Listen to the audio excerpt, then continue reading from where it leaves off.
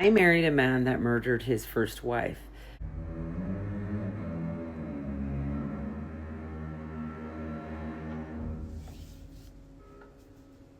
Okay, you good? With just telling everybody that? I mean, cause like sometimes I understand you gotta you just want to get stuff off your chest. I got so much, you just want to get it out. You can just write it in a journal, right? And then you could close that journal and put that journal like in a toolbox. While she's telling this story, she smiles here and there, she laughs a little bit, and before I could even get halfway through the comments, women were already putting her on trial. You're disrespectful, you should be ashamed of yourself, I would never admit this out loud, imagine how his wife would feel. So there's this lady that came online to share a story of how she married a man that murdered his first wife. She knew that the guy murdered his first wife, and she still went ahead and married said man. What is going on? I'm just going to show you her video, okay? I married a man that murdered his first wife. So before I ever said I do, I knew that he had taken the life of his first wife. So he spent 19 years in prison, in a Texas prison. And 1 month out of prison, I met him.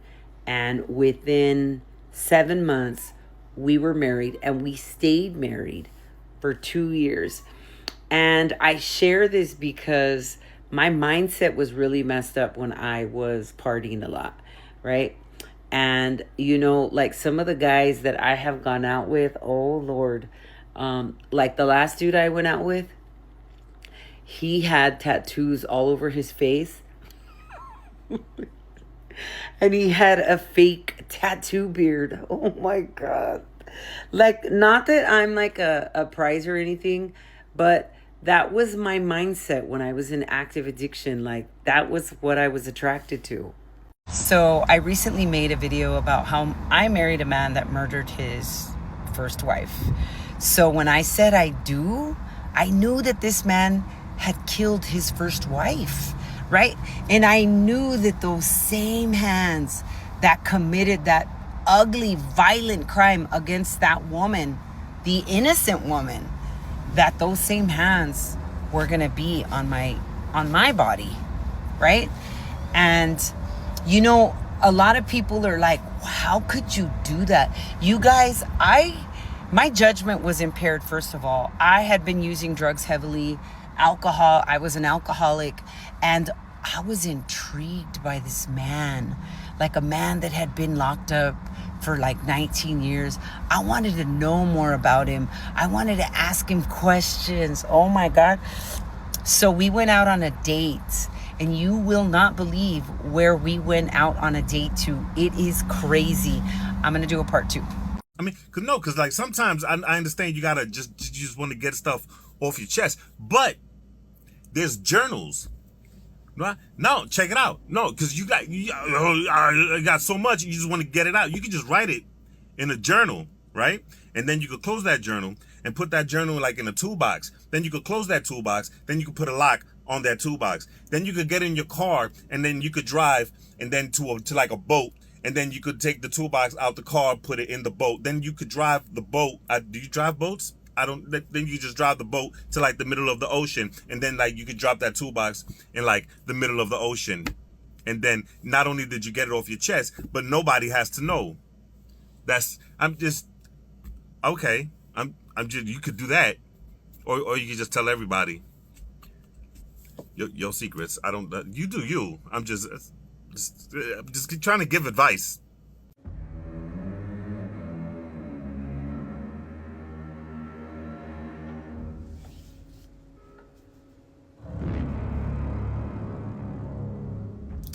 She then said he spent 19 years in prison. So you know he did that shit. You know he got convicted of that shit. So there's no denying it. And you still chose to marry him. What type of bird is this? Why do people believe they're the exception to the rule? He killed someone. You marry him. Do you not think it can happen to you?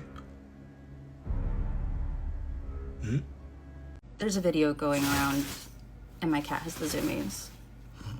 There's a video going around of a woman talking about how she married a man knowing that he had murdered his first wife. She met him a month after he got out of a 19-year sentence and was with him for 2 years. And I haven't been able to stop thinking about it, not because of her, but because of us.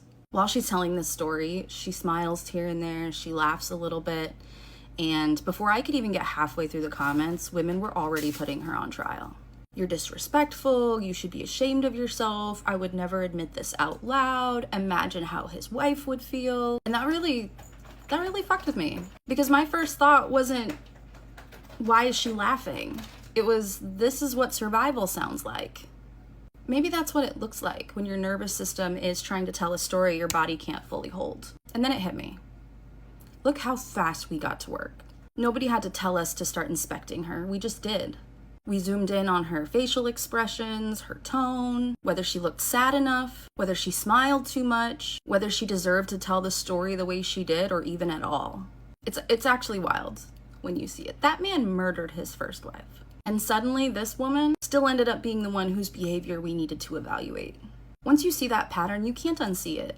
And I'm not sitting here pretending like I'm above this. I've caught myself doing versions of this. And that's why it actually scares me. Because this is how this stuff survives. You don't have to convince women we aren't whole people, especially if you've spent generations teaching us how to measure each other with the same ruler.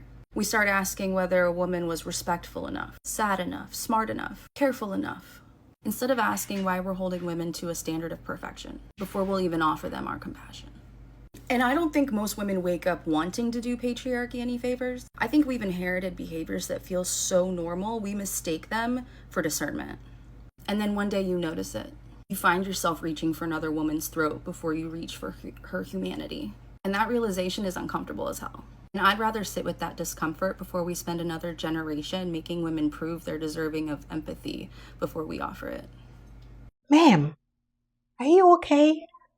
Why are you, like, the way you are telling the story, so calm and collected and giggly. And my God, like,